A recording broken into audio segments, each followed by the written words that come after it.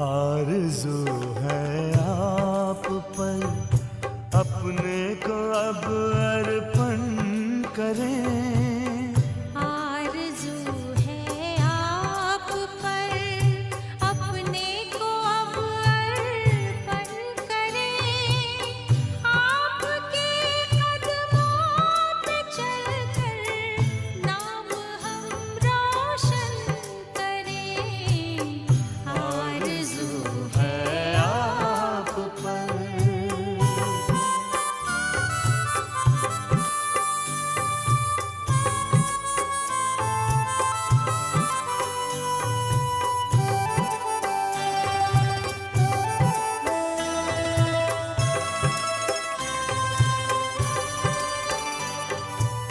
सांस और संकल्प से बस आपके गुणगान हो।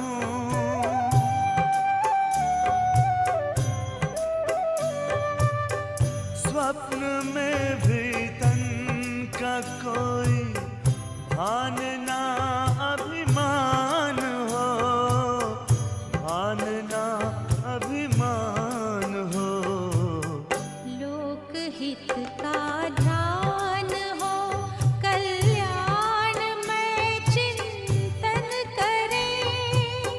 आपके कदमों पे चलकर नाम हम रोशन करें। आरज़ू है आप पर।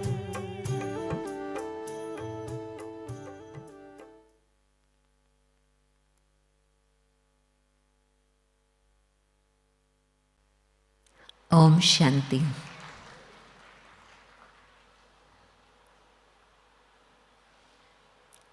बाबा की मुरली ने तो बहुत सुंदर रीति से चेहरे और चलन की बात स्पष्ट की।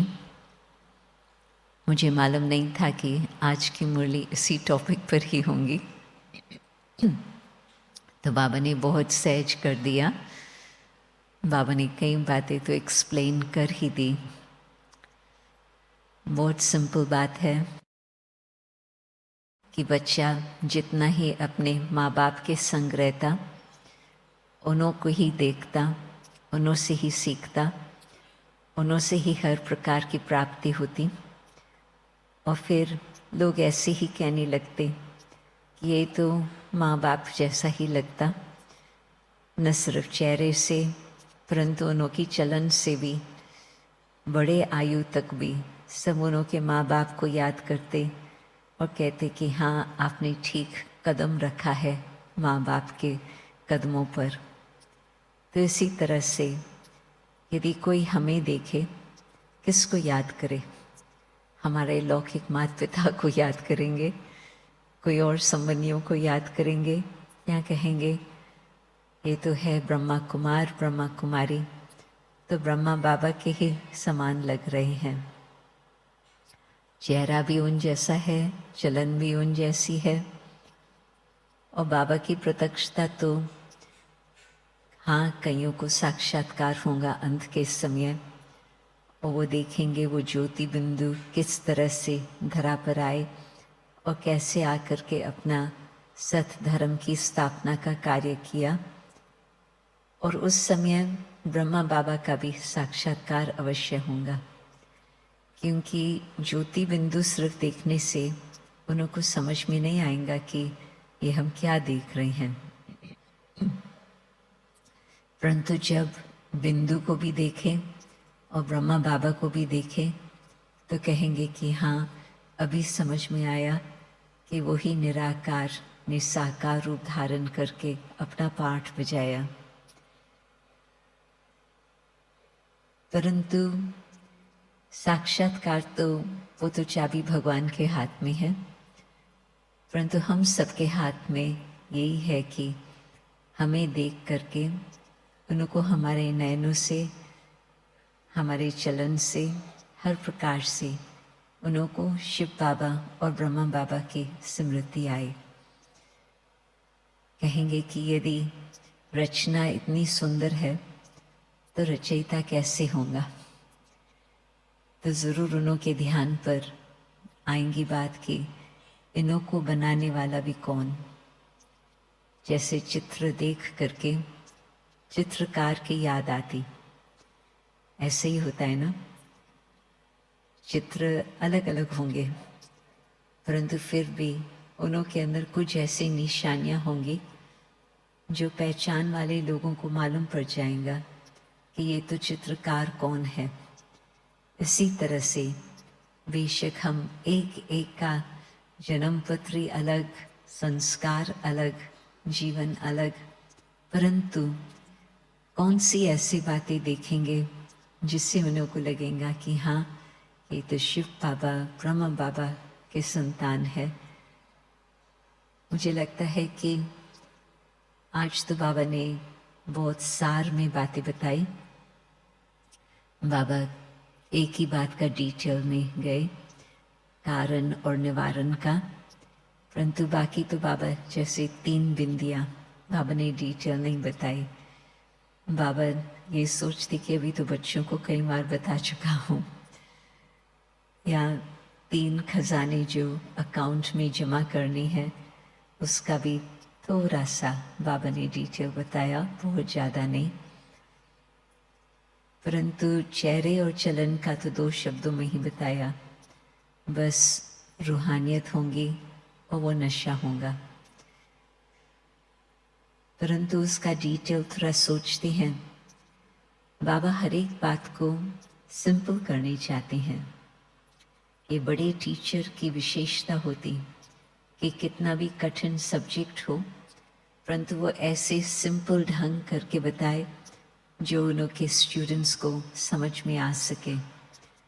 तो बाबा भी जानते हैं कि लंबी यात्रा है और अनेक प्रकार की बातें रास्ते में आएंगी, परंतु बाबा सहज करना चाहते हैं ताकि बच्चे डर न जाए और अपना कदम कदम उठाते चले।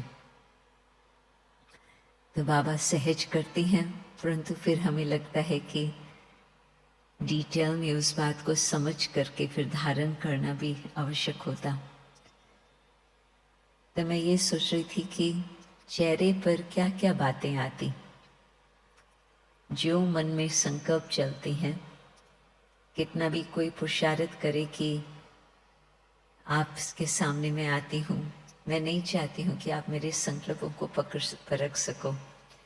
क्योंकि मन में आपके प्रति कुछ मिक्सचर चल रहा, आपकी अच्छाई भी देख रही हूँ परंतु साथ साथ कुछ शिकायतें भी होंगी। तो मैं नहीं चाहती कि आपको पता चले कि मेरे मन में क्या क्या है, परंतु फिर भी चेहरे से पता ही चल जाता, आंखें भी बताती। आपको सामने देखते मैं अपने चेहरे को बिगाड़ लेती हूँ। मैंने तो सोचा किसी ने नहीं देखा, परंतु कहीं देखने वाले होते वो देख ही लेते, या जिसके प्रति मुझे संकल्प चल रहे हैं शायद उन्होंने भी मुझे देख लिया कि मेरा चेहरा कैसे है, तो उसको भी पता चलेगा। तो बाकी भी संबंध में कुछ न कुछ रुकावटें आती रहेंगी। तो मन में जो बात है वो नैनों के द्वारा और चेहरे के द्वारा तुरंत पता चलता। तो आप सोचो कि बाबा के अंदर शिव बाबा निराकार, तो उसको तो सब जानकारी है भी, परंतु फिर भी वो प्यार का सागर है, क्षमा का सागर है, तो उसके मन में कुछ और बात रहती ही नहीं। और एनीवे आप सोचो कि 8 बिलियन आत्माओं की जन्म पत्री कहानी शिव बाबा आपने बुद्धि में रखे, तो फिर तो कितनी मुश्किलात हो जाए, शिव बाबा ही भारी हो जाए, अपना कार्य कर नहीं पाए। परंतु बाबा के पास जानकारी है तो भी बाबा उसका चिंतन नहीं करता। जो बात है वो बीत चुकी, जो और आगे आने वाली है वो भी जो होगा वो देख लेंगे, परंतु अभी मेरा फायदा किस बात में है, किसी और का चिंतन करने में नहीं, परंतु स्वचिंतन करें। तो जब स्व पर ध्यान जाता, जैसे आज बाबा ने कहा खुद को बैठ कर देखें, तो जब स्व पर ध्यान जाता तो हम सोचते हैं कि मन को किस तरह से बिल्कुल साफ करें। मन में आज बाबा ने सिंपल तरीका बताया, बस आप शुद्ध संकल्प रखो तो आपकी चढ़ती कला उड़ती कला अपने आप ही होती रहेंगी। कोई भी बात आती है सामने तो ये न सोचे कि ये क्यों हुआ, क्या हुआ, कैसे हुआ, परंतु यही सोचे कि जो हुआ उसमें भला है। उस घड़ी भला देखने में भी नहीं आता, परंतु निश्चय के आधार से अपने आप का टीचर बन करके अपने को ये बात समझा सकते कि हाँ सही बात है कि मुझे अपने मन की स्थिति को श्रेष्ठ अथवा ऊंचा बना के रखना, उससे ही फिर हमारी वृत्ति पर भी प्रभाव पड़ता। जैसे हमारी स्थिति होगी वैसे हमारी वृत्ति होंगी। ठीक कह रही हूँ? ये तो फर्स्ट लेसन ज्ञान की बातें हैं। तो बाबा को देखो, फर्स्ट लेसन के लिए ही हम लोगों को समझाने के लिए और न सिर्फ समझ में आए परंतु उस पर धारण करके चले, बाबा को अच्छी मेहनत करनी पड़ती। तो बाबा ने कहा है कि जो आपकी स्थिति है और स्थिति बनती है अपने संकल्पों के आधार पर, तो जो आपकी स्थिति है उस अनुसार ही आपकी वृत्ति बनेंगी। तो ज्ञान का मनन चिंतन करते चलो और फिर जिस समय अपने को देखने का चांस मिलता, चाहे सवेरे शाम, चाहे बाबा जैसे कहते हैं जल्दी जल्दी बीच बीच में, इस बात का भी फायदा उठाएं। 1 सेकंड के ट्रैफिक कंट्रोल में भी आप झांक के देखो कि क्या हो रहा। बाकी जो आगे 3 मिनट चलेंगे तो जो बात देखी समझी उस बात का परिवर्तन अब कैसे हो, वो बात भी टच होंगी। तो पहले तो अपनी स्थिति को ऊंचा बना के रखें। कोई भी गलत बात हो तो भी गलत में कुछ फायदा ही है। जैसे बाबा कहते हैं कि अब जो महाभारत के युद्ध चलेंगे उससे स्वर्ग के द्वार खुलेंगे, तो लोग देख करके कहेंगे ये तो बहुत नुकसान की बात है, और बाबा ऊंच कोटि से सब बातें देख रहे हैं। तो बाबा तो कहते हैं कि इसमें ये कल्याण है, आत्माओं का दुख के बंधन से छुटकारा होगा, और जिन आत्माओं ने पुरुषार्थ किया है वो घर चलकर फिर अपने राज्य गति पर आएंगे। तो यदि हम ऐसे अपनी स्थिति और वृत्ति को बनाकर रखें, कोई भी सामने बात ऐसे आए जो हमको पसंद ना आए, परंतु उसका पॉजिटिव क्या है, उससे फायदा क्या है, ये बुद्धि को खुद को ट्रेनिंग देने की बात है। आप देखेंगे कि हर बात में एक आदत पड़ जाती। आपको सर्दी में कोट पहनने की आदत पड़ जाती, और यदि एक दिन कोई भी कारण से कोट नहीं सामने है, मिल नहीं रहा है, तो आप कहेंगे मैं बाहर कैसे जाऊं। परंतु ऐसे तो अनेक लोग बाहर घूम रहे हैं कोट के बगैर, परंतु मेरी आदत बन गई है तो मुझे उसकी आवश्यकता लगती। तो ये तो एक सिंपल बात है, आप कोट पहनो ना पहनो वो तो अब आपकी इस जैसे आप सोचो, परंतु थोड़ी गहराई की बातें हर बात में मैं उसका सोचूं कि इसका फायदा क्या हुआ, इसका भला क्या है, तो मुझे कम से कम 5-7 बातें तो तुरंत ही याद आ जाएंगी। मेरा प्लान था ये करना, परंतु अभी मैं कर ही रही हूँ, क्योंकि मुझे वो संकल्प आया कि मुझे फॉलो करना है बाबा को। तो मुझे अब क्या करना है, बस मुझे अपनी स्थिति को ऊंचा बना के रखना है। सर्कमस्टेंसेस मेरे स्थिति पर दबाव न डालें, मेरी स्थिति से सर्कमस्टेंसेस में बदलाव आ जाए। हो सकता? बिल्कुल। कई बारी आप लोगों ने अनुभव किया होगा कि कोई सामने आ रहा और आपको कोई पुरानी सीन याद आ रही, परंतु आप अपने को समझाते हो और उस समय जल्दी ही उस बात को चेंज कर लेते हो। मुझे तो इस आत्मा के साथ अच्छा बना के रखना है, तो जो पास्ट की बात है आप उस पर ध्यान नहीं देंगे। अभी बात जो सामने व्यक्ति है, आप प्यार से उनके साथ बात करेंगे ताकि फिर वो दरवाज़ा खुला रहे और आगे कम्युनिकेशन करने का। और यदि जो वो गलत संकल्प आया कि मुझे तो इससे बात ही नहीं करनी है, तो वो संकल्प ही समय अनुसार और सख्त और कड़क बनता जाएगा। पहले जो आपने संकल्प किया चेंज कर लिया इजी, परंतु बाद में आप उसी बात को चेंज करने चाहो तो बात बहुत कड़क हो गई है, बहुत सख्त हो गई है, और जैसे समय बीतता जाएगा वो और कड़क होती जाएंगे। तो कोई बहुत सख्त चीज़ है तो उसको मोड़ लेना इतना इजी नहीं होता, बहुत मेहनत लगती।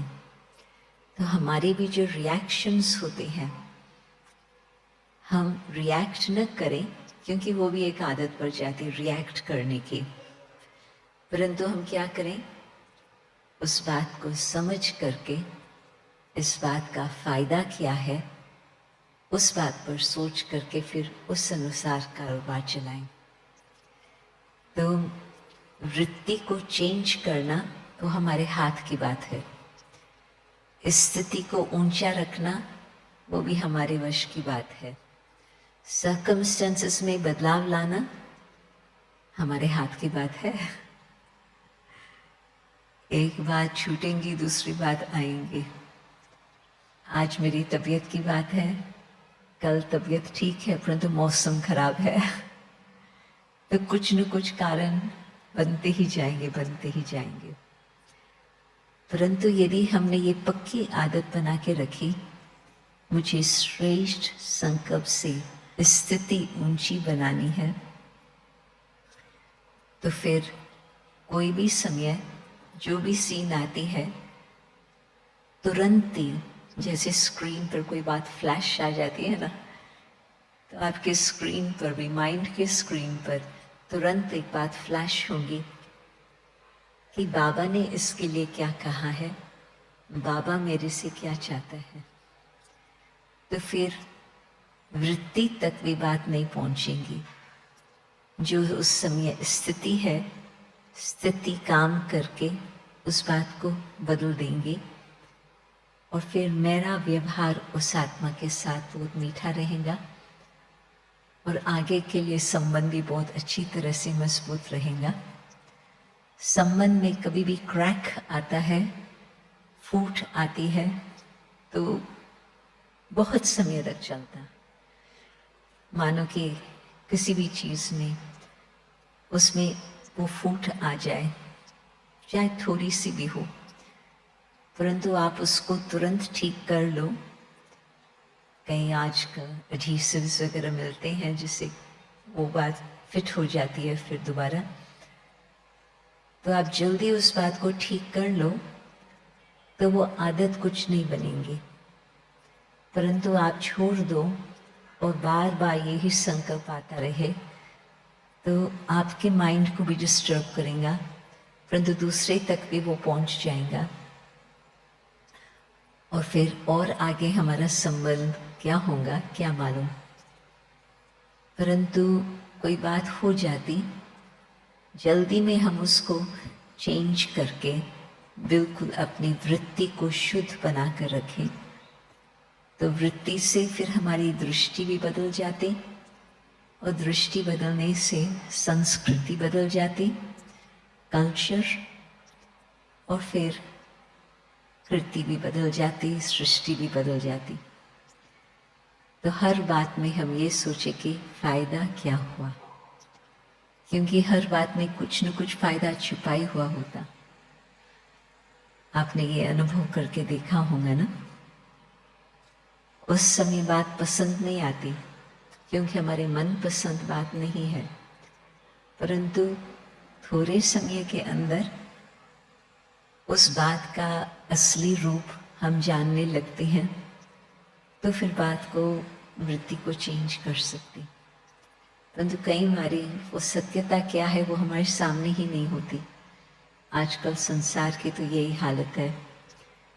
तो उस हिसाब से तो बात मेरे तक पहुंचे या न पहुंचे, परंतु मुझे अपनी स्थिति को बहुत पॉजिटिव रखना है, ये हमारा पुरुषार्थ रहे तो सीखते चलेंगे, आगे बढ़ते चलेंगे।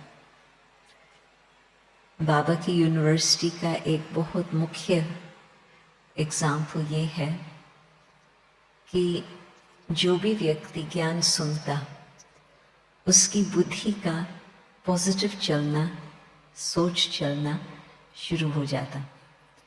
ऐसे नहीं कि 10 दिन के बाद, 1 मास के बाद या 6 मास के बाद, नहीं, ये सीन आई है, मुझे अब क्या करना है। बुद्धि की लाइन क्लियर है, क्लीन है, तो बाबा की बिल्कुल टचिंग आएंगी कि मुझे क्या करना है, और उस अनुसार करेंगे तो उसका फायदा भी देखेंगे। तो बाबा जो कहते हैं कि चेहरे को ऐसे बना के रखो जिससे बाबा की प्रत्यक्षता हो।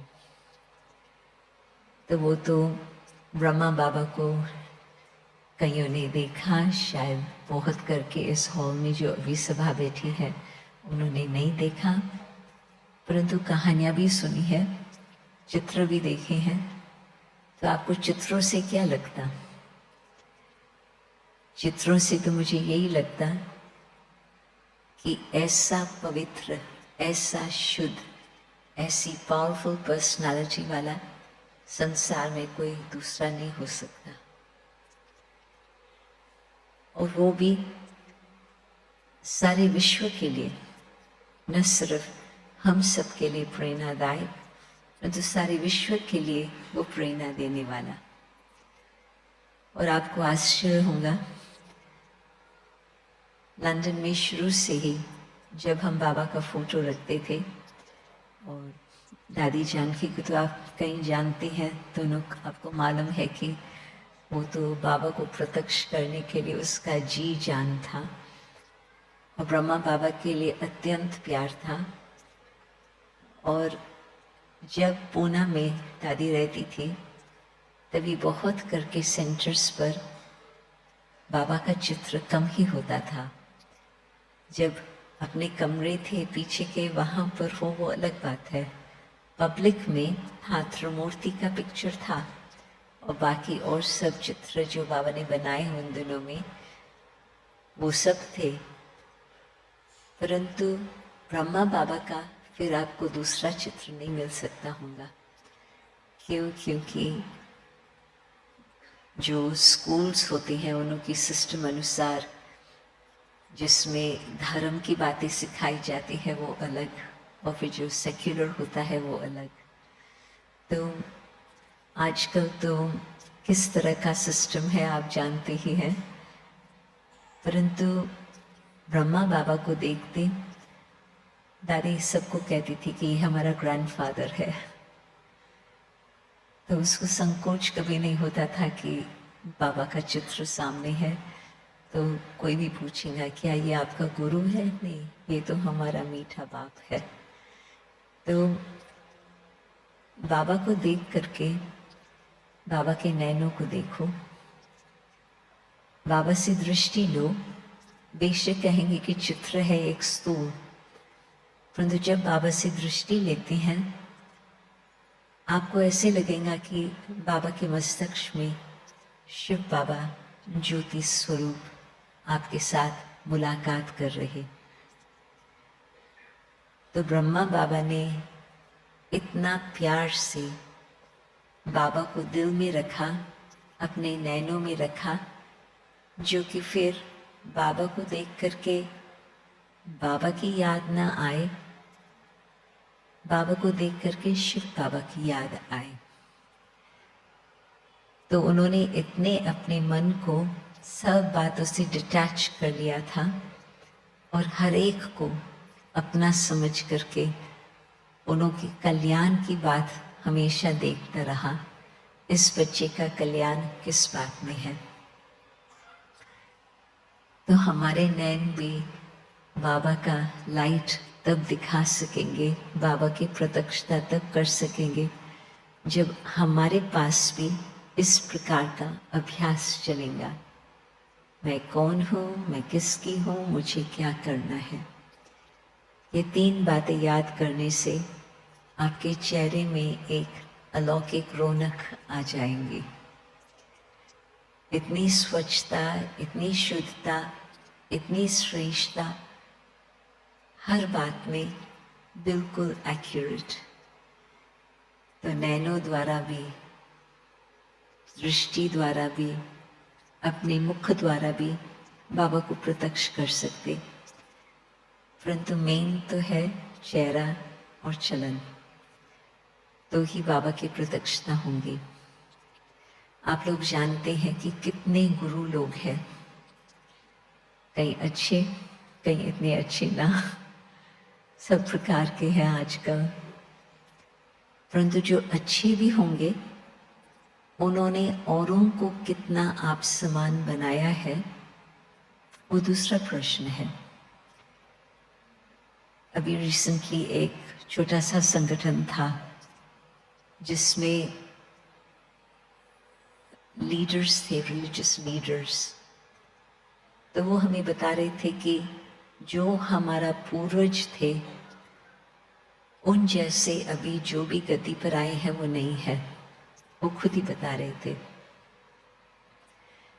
बाबा की कमाल ये, जो बाबा ने न केवल 350 बहनों को तैयार किया जो बाबा का साक्षात्कार कराए, और सब उन्हों को देख करके, जिन्हों को आज हम दादियाँ कहते, उन्हों को देख करके अन्य आत्माओं को भी प्रेरणा मिलती कि हम भी अपना जीवन ऐसे बनाए। तो क्या हमें देख करके औरों को ये संकल्प आता कि भगवान ने इन्हों की जीवन कितनी ऊंची बनाई है, हम भी अपनी जीवन ऐसे ऊंची बनाए। इस सभा में तो मैं समझती जो दीदी लोग हैं वो तो दूसरे कार्य में हैं अभी, परंतु आप दीदियों से कभी बातचीत करो तो वो आपको बताएंगे कि हम लोगों ने दादियों को देख करके सोचा कि हमारी जीवन ऐसे बने। तो नेक्स्ट जनरेशन जो है और जो नेक्स्ट जनरेशन जो है, उन्हों के द्वारा भी ऐसी ही सबको अनुभव हो। परंतु ये तो बाबा की कमाल थी कि न सिर्फ एक को तैयार किया, अनेकों को तैयार किया। एक बुक है समथिंग बियॉन्ड ग्रेटनेस, जो 2 अमेरिका की बहनों ने इकट्ठे मिल करके लिखा है, इंग्लिश में है, शायद अमेज़ॉन पर होगा।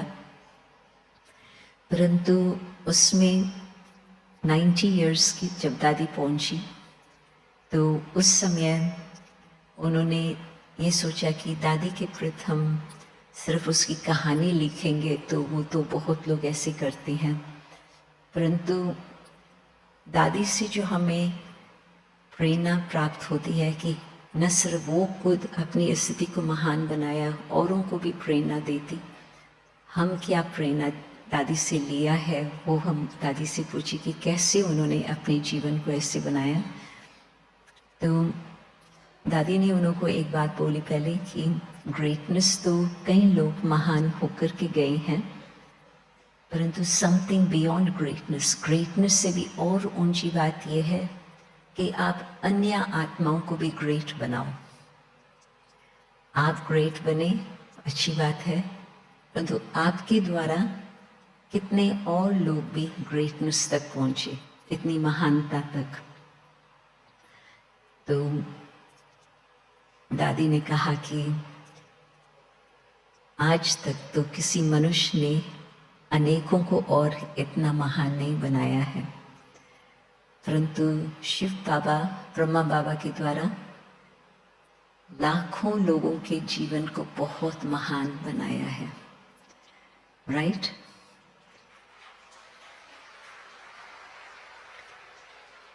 तो समथिंग बियॉन्ड ग्रेटनेस तो कहेंगे कि बाबा, बाबा ने ही ऐसी प्रेरणा दी, बाबा ने ही ऐसे काम किया।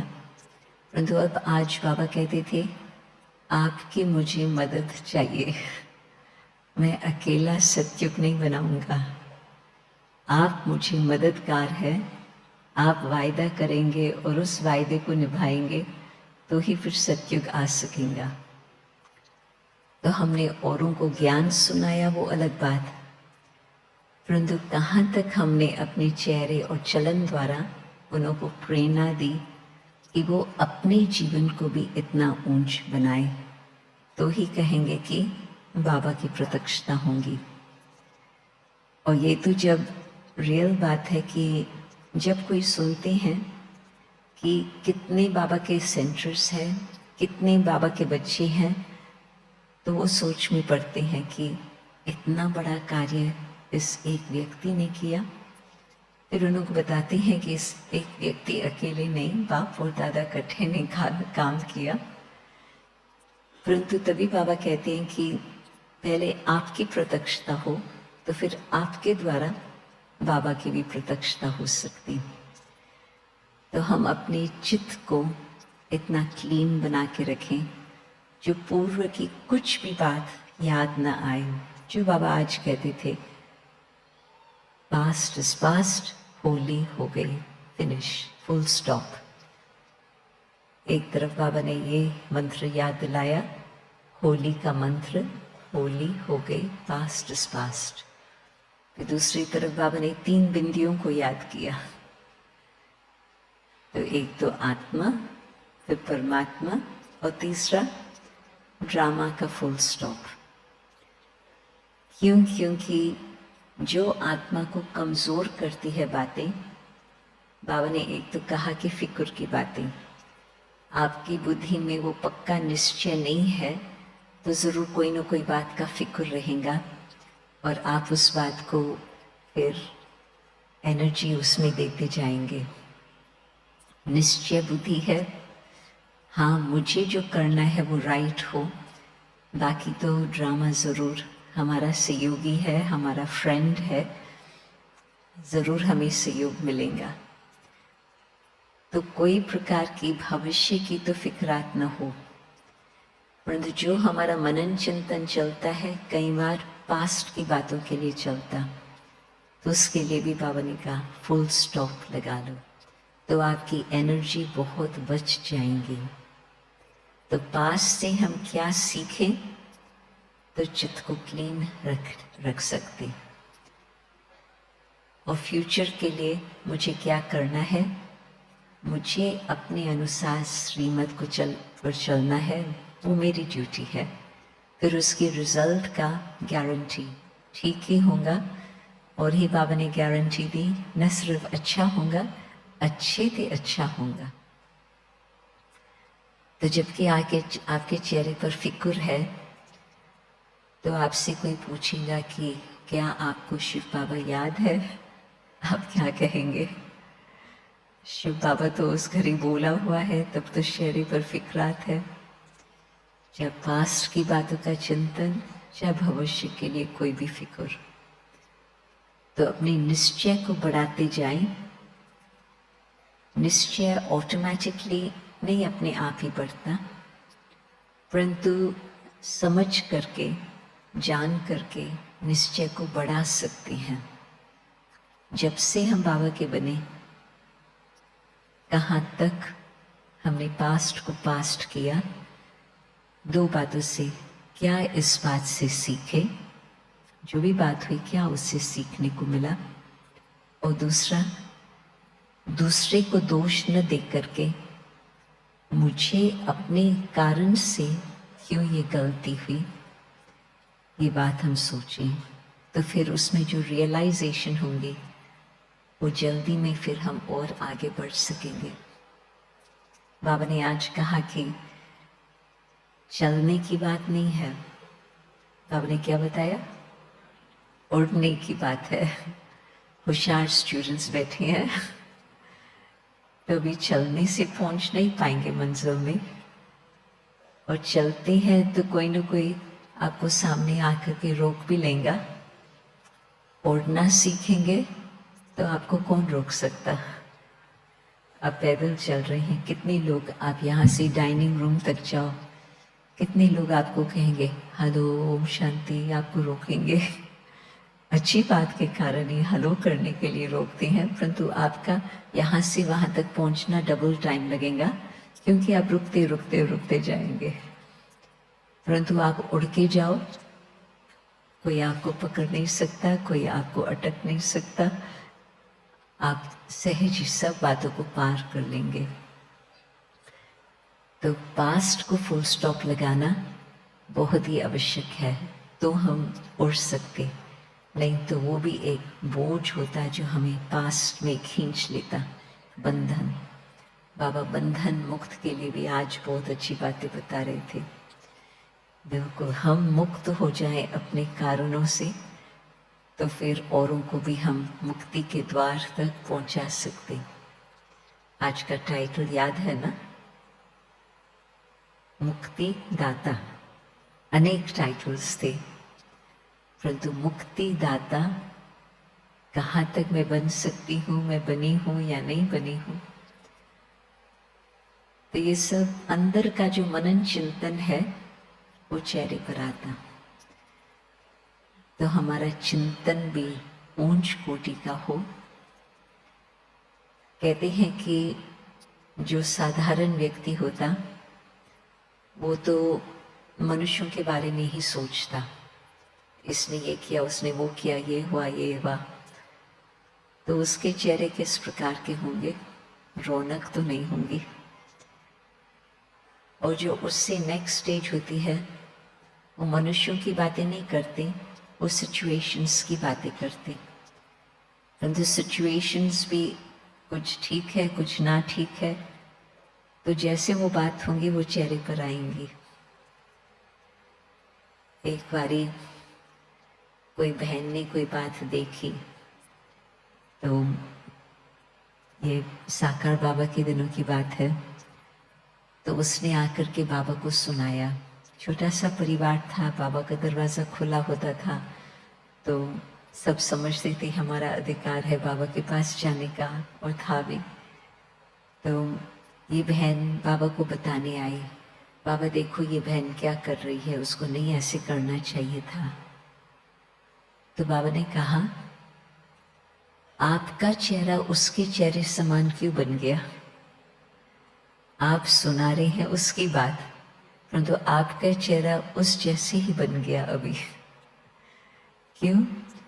क्योंकि न सिर्फ उसने देखा कोई बात गलत थी, ठीक है, परंतु मैं साक्षी होकर के इन्फॉर्मेशन दी, समाचार सुनाऊं, वो अलग है। परंतु उसका गलत बात देख करके मेरे मन में भी वो गलत की बातें चलने लगी, संकल्प चलने लगा, तो फिर वो मेरे चेहरे पर आ गया। तो बाबा ने कहा पहले तो तुम अपने को ठीक करो, फिर बाबा को साक्षी होकर के बताऊं कि क्या हुआ। ऐसे नहीं कि बाबा कहते हैं कि नहीं नहीं नहीं नहीं ऐसे नहीं हुआ, नहीं, परंतु तुम्हारी स्थिति पर देखने से उसका क्यों प्रभाव पड़ा। तो जो बाबा कई बार कहते हैं कि बिल्कुल अपने मन को साफ रखो, अपने बुद्धि को क्लीन रखो, अपने चित्त में कोई प्रकार की भी ऐसे पुरानी बातें न छुपी हुई हो जो हमने रियलाइज नहीं किया है अब तक, परंतु इस आधार पर बिल्कुल उस स्वच्छता से आपके चेहरे में वो रौनक आती ही रहेंगी।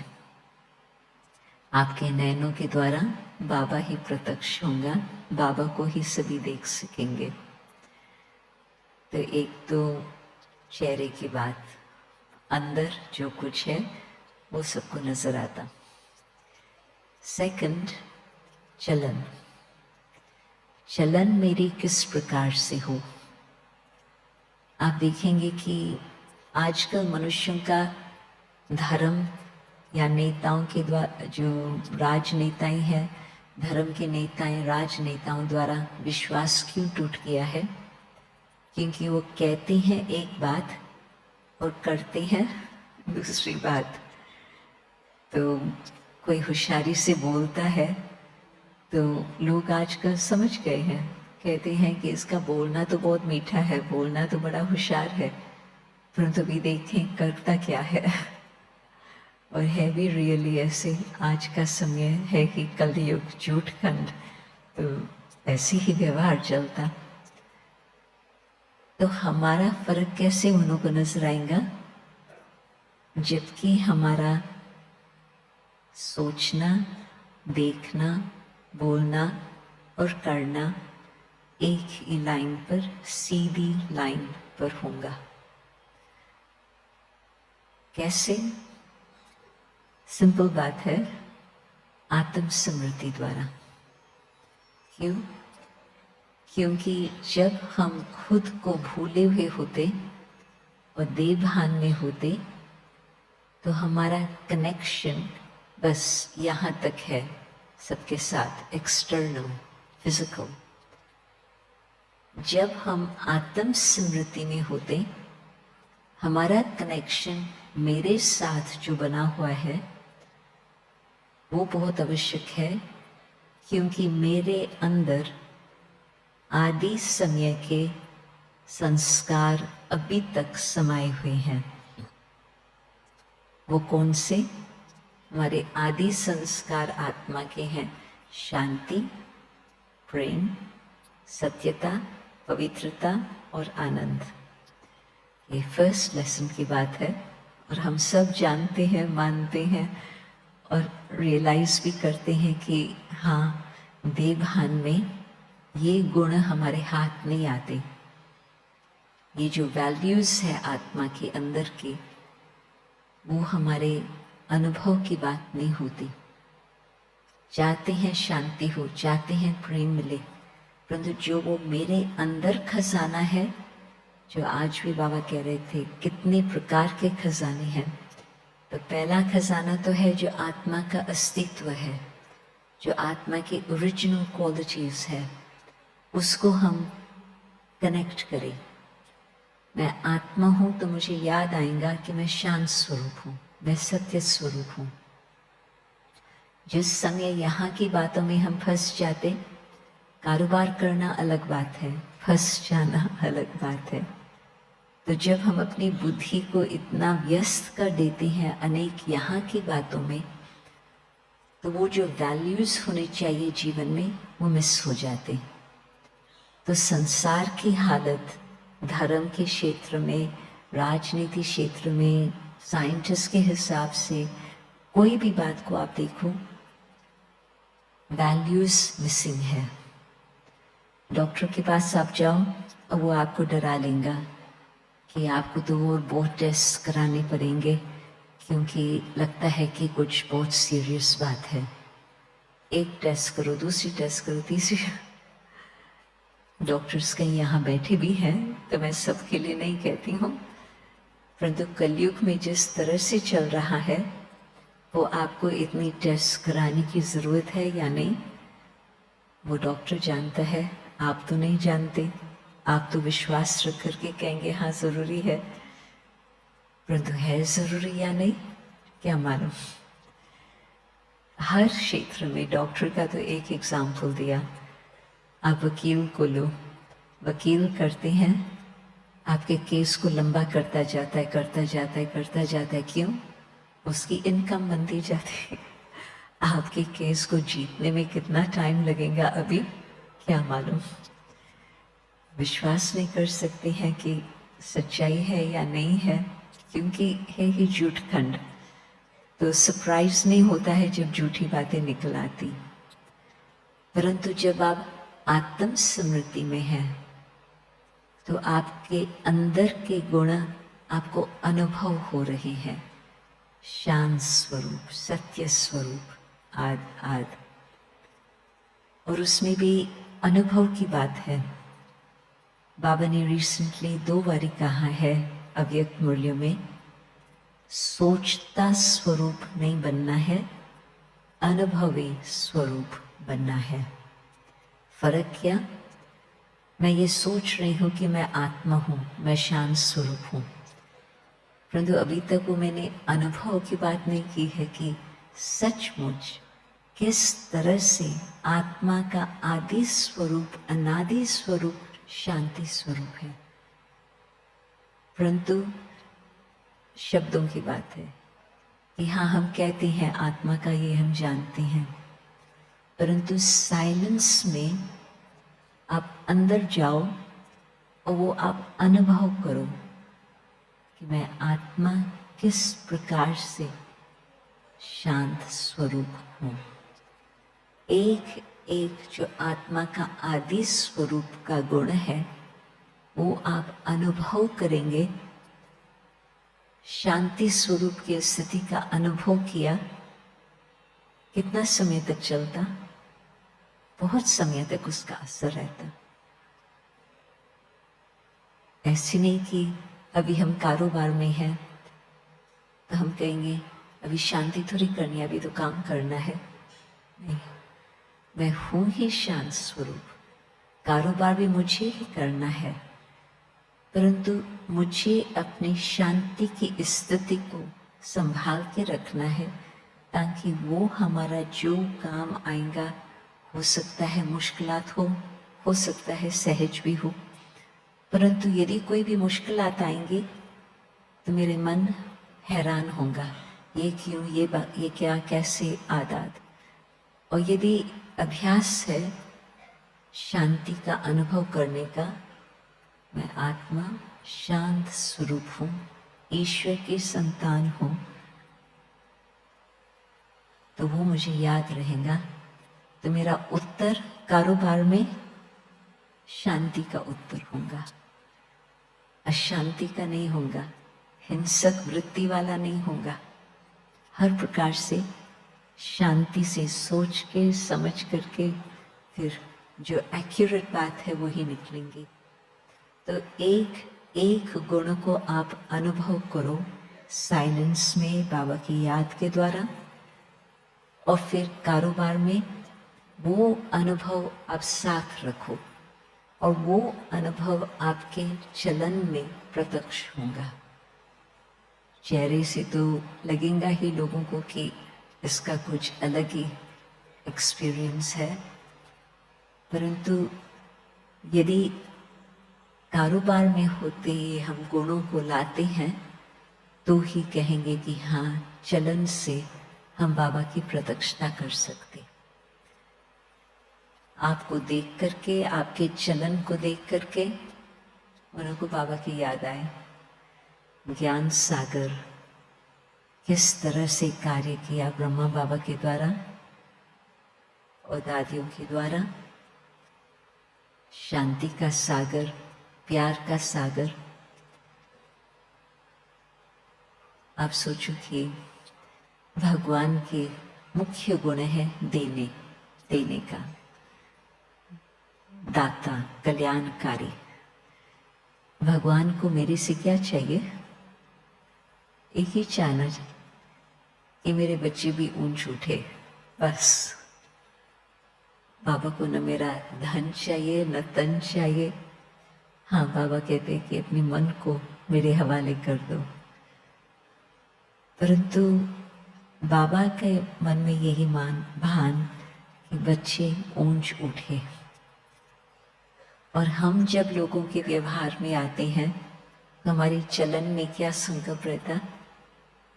मुझे इससे कुछ चाहिए। धन दौलत तो छोड़ो, वो तो बहुत नीचे की बात हो गई।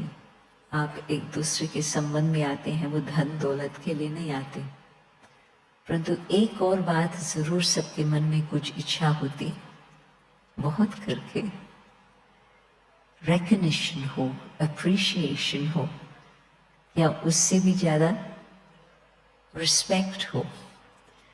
क्या उनको मालूम नहीं है कि मैंने कितना बाबा के लिए किया? कम से कम हमसे रिस्पेक्ट से तो बात करे, हमारे साथ रिस्पेक्ट से व्यवहार करे। ये तो कईयों को संकल्प आता ही होगा, कहेंगे ये तो नेचुरल है, मनुष्यों के लिए नेचुरल है, ब्राह्मणों के लिए नहीं। ब्राह्मण जो बाबा के बच्चे हैं, जिन्हों का बिल्कुल डायरेक्ट लाइन है भगवान के साथ, और जिसको जो चाहिए सागर द्वारा अथाह मिल रहा है, सब कुछ ले सकते। तो हमारा काम क्या है? नेचुरल है कि हम देते चले, कुछ न कुछ मेरे द्वारा मिलता रहे। हम दाता बन करके, दाता के बच्चे, हम देते रहे। तो चलन में जब ये आत्म स्मृति होंगी और इंटरनल कनेक्शन अपने गुणों के साथ होगा, तो वो फिर आके हर प्रकार से चलन में औरों को नजर आएगा। ये ईश्वर की संतान है, शिव बाबा, ब्रह्मा बाबा के बच्चे हैं, तो उससे फिर वो आत्माएं अवश्य ही बाबा के नजदीक आएंगी। तो बाबा के हर मुरली पर मनन चिंतन भी करें, परंतु उससे भी और आगे प्रैक्टिकल अप्लाई भी करके देखें कि रिजल्ट क्या होती। Thank you. बाबा की याद में बैठती हैं।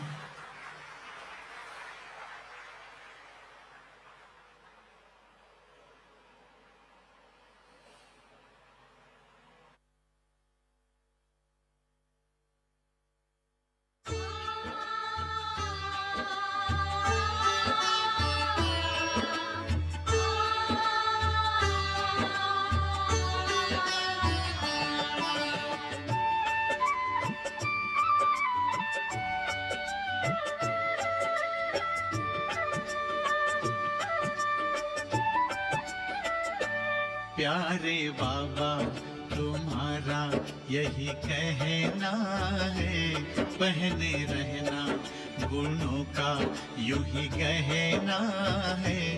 करते चलो सबको प्यार, देते चलो सत्कार, तुम्हें तारों से आगे निकलना है। प्यारे बाबा तुम्हारा यही कहना है। प्यारे बाबा तुम्हारा यही कहना है।